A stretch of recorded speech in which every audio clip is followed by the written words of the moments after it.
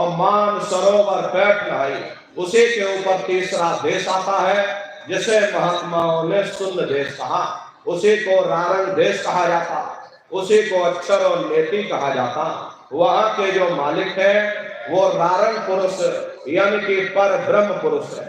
वहां किंगरी और सारंगी दो धुनें उस लोक में गूंजती रहती हैं। और पर ब्रह्म पुरुष का जो स्वरूप है वो पूर्णमासी के चंद्रमा के समान बड़ा ही मनमोहक स्वरूप है। इसी स्थान पर प्रेमी भाई बहनों एक बहुत बड़ा अमृत का सरोवर बना है जिसे महात्माओं ने मान सरोवर कहा। जब तुम्हारी ये जीवात्मा उस मान सरोवर में जाकर स्नान कर लेगी तो जन्म जन्मांतरों के तुम्हारे मैले पाप कर्म साफ हो जाएंगे। अरे यहाँ के पानी से तुम्हारे कर्मों की सफाई नहीं होने वाली।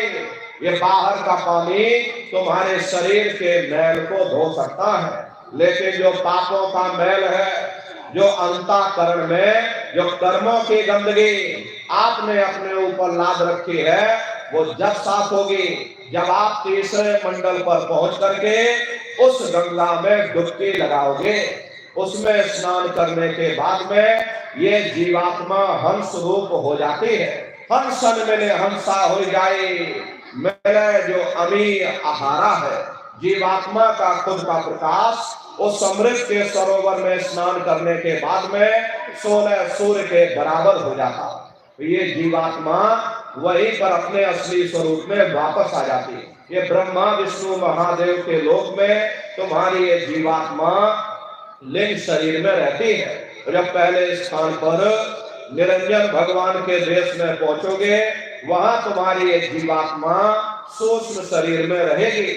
जब दूसरे मंडल पर यानी ब्रह्म देश में जब आप वहां पहुंचोगे वहां तुम्हारी एक जीवात्मा कारण शरीर में रहेगी। और जब तीसरे मंडल पर ब्रह्म में पहुंच जाओगे वहां पर जब स्नान कर लोगे, उस मान सरोवर में जब स्नान कर लोगे तब जीवात्मा के ऊपर से सारे कपड़े उतर जाते हैं। जीवात्मा अपने असली स्वरूप में वापस आ जाती। इसका अपना खुद का प्रकाश 16 सूर्य के बराबर हो जाता। तो फिर यही जीवात्मा चौथे मंडल की आवाज को पकड़ करके चौथे मंडल की चढ़ाई करती है। 2 पर्वत के संग निहारो, भंवर गुफा के संग पुकारो। 2 पर्वतों को पार करने के बाद में वो बड़ा सुंदर देश आता है जिसे महात्माओं ने भंवर गुफा कहा। वहां के जो मालिक है वो सोहन पुरुष है। मां नहीं है, आपे अंक की मात्रा सोहन पुरुष।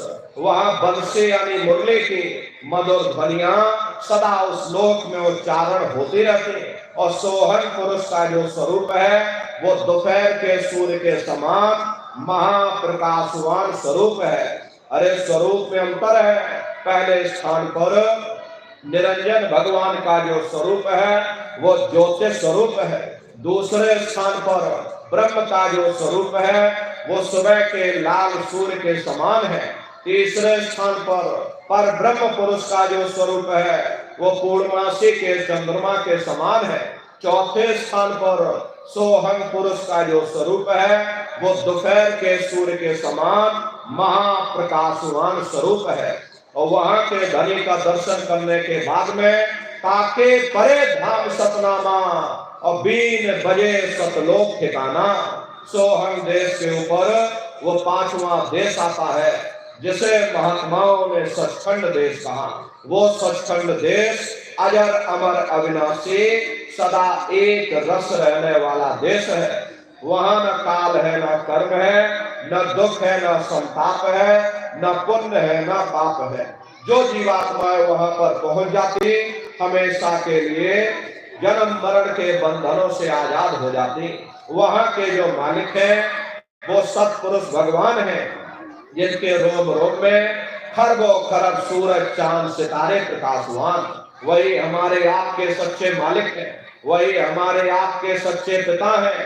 अरे हमको आपको वहीं से नीचे उतारा गया, फिर शब्द को पकड़ करके शब्द शब्द पौड़ी पर चढ़कर पहुंचो सचखंड सतनाम।